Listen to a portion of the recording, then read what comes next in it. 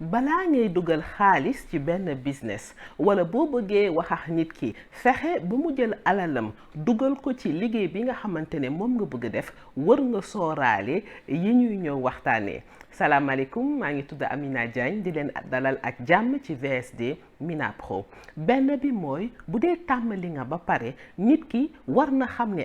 kii de saa buy jaay marchandise am day gaaw a jeex ba dara dootul des wala am na ay clients yoo xamante ne saa bu leen newee arrivage bu bees ñëw na day dem ba jeex tàkk.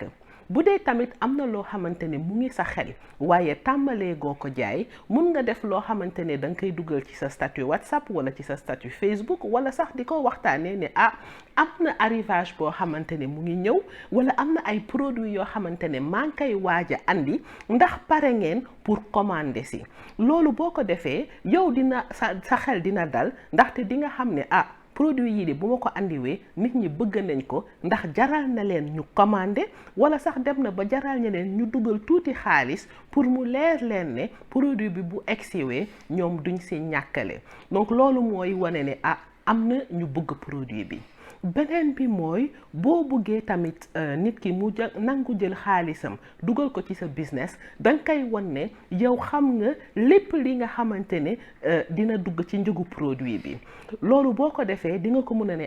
man de pour mun a am produit bii nii xaalis bu toll nii dina ci dem te fii ak fii lay dugg.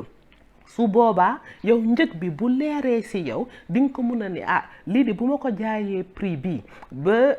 génnee ci lépp li nga xamante ne moo doon jëm ci njëgu produit bi kon dinaa ci am